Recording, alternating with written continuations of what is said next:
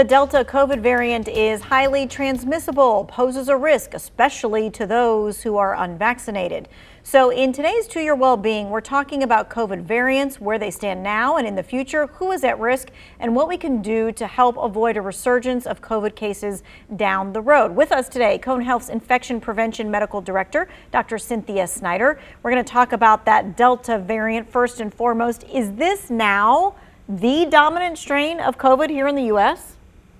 That is correct. As of last week, it was greater than 50%, and it has a doubling rate. So I imagine over towards the beginning of August or mid-August that it will be nothing but the Delta variant. Okay, and it is here in North Carolina.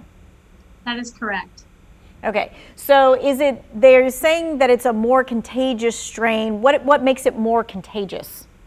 So it's a couple things. It has to do with some of the mutations that this Delta variant has that essentially is able to not only reinfect folks who have had COVID illness, and I believe it's just the mechanism of this new variant that causes a very high viral load. And in fact, people are starting to show symptoms closer to 4 days after being exposed rather than 6 days from when we previously thought of like the COVID strain that was here last summer. Okay, so more contagious, maybe a shorter window of when you get sick. And what about the side effects? So that's a very good point. We sense that some studies from both India as well as in the UK, that it starts out more along the lines of having a bad cold. So there's more nasal congestion and feeling under the weather rather than kind of an overt cough. There is less loss of taste and loss of smell. That used to be a very strong hallmark of having COVID-19. And we're seeing less of this with the Delta strain. So, even people who are fully vaccinated, but more so anybody that's still having any kind of this like cold-like symptoms, that still warrants getting tested, especially if you're going to be going to work or potentially, in an area where you may infect others. Mm-hmm. Are the side effects different in the form of like the body ache thing and that kind of stuff? I think it's a little bit too early to tell. Okay. At least from the published data, we suspect that there still is that, the fatigue associated with the illness.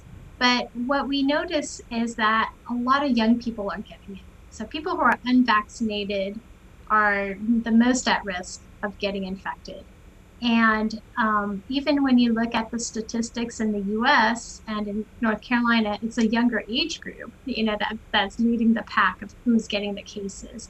And so it's hard to tell. Some folks are, when you're young, some people just have mild illness. And but I think it points to, if you're not vaccinated, you're most at risk of getting it. All right, so where is your concern level with this new variant? So I still worry that in North Carolina, we could do a lot better with getting the vaccine out and having people taking that shot in the arm. For those who are over than 65, we've done a fantastic job. Like 76% of those patients have been vaccinated. People who are over 18 and people who are over 12, it's just barely 51% of that population that's been vaccinated. So my concern is that, especially people in their 40s and 50s and who may have, or folks who have underlying like respiratory illness, there is that risk of getting hospitalized from it just as much as the COVID strain that we had last summer. All right, so you touched a little bit on it about how those who are vaccinated could possibly still get this variant. So what protection do the vaccines offer us? Yeah, so I just wanted to clarify that a bit. So the vaccine is very efficacious. It does a fantastic job at preventing severe illness, at preventing hospitalizations.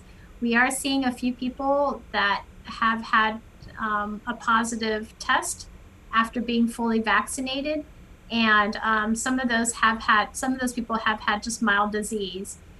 We've caught we've diagnosed a few people because they've had to do some testing for some preoperative procedures. But when you look at the virus quantity is very low to the point where it's not transmissible. So the vaccine is very efficacious. And studies against looking at those mRNA vaccines against the Delta strain, again, it's still it's like in the 90s.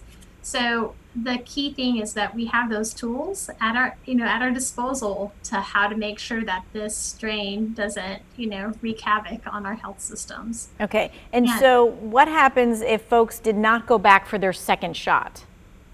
So it doesn't provide, you need to have both shots if you're doing either the Moderna or the Pfizer vaccine. All right. And what about that J&J? Is it just as effective against this new strain? So it does a pretty good job against the Delta strain. And the key thing is that there's many areas of getting access to the vaccine. So a lot of places can be just walk up and get that shot. And people who've been on the fence about the safety of this, the vaccine's been around for a year now, including the clinical trials.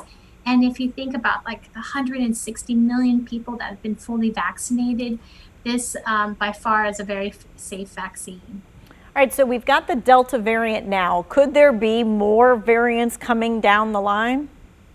Tanya, that's a very good question. They have identified some other strains, and the key thing of preventing viral mutations is to clamp down that transmission, right? So the more people you vaccinate in a community, you're not only protecting yourself, protecting those who can't get the vaccine quite yet, like kids under 12, and then also you're preventing that transmission of more cases and the capability of the mutations from happening. All right, not that I want to rush summer or anything, but I think we all are looking ahead towards the start of school. We're looking towards the end of the year and holidays and things. What are you anticipating for the fall and the winter? So if we are not picking up our vaccine uptake in our community, we will have definitely much more cases, and it will have an impact to a lot of families, right? People may not be able to go to work for a few weeks, and then and it's very highly contagious, right? So that means more people in your household who are unvaccinated, such as kids, are likely to get it. And so they'll be pulled out of school. So I think it still has we will see an impact, like higher cases in the fall. But what I'm hoping is that we still have time for a lot of people to get vaccinated and really protect our kids, right, who can't get the vaccine. And I think a lot of us are hopeful that the FDA may come out on some recommendations for kids under 12. But right now, for kids who are 12 and up, they can get the vaccine. So I would hope that parents can get out there to get their kids to get those shots. Okay, well, Dr. Snyder is going to be with us until 6 o'clock. She's going to be answering your COVID vaccine related questions. So you can text us your questions right now. The number is 336-379-5775. Remember, these are text only, so don't call. We start taking your questions coming up next.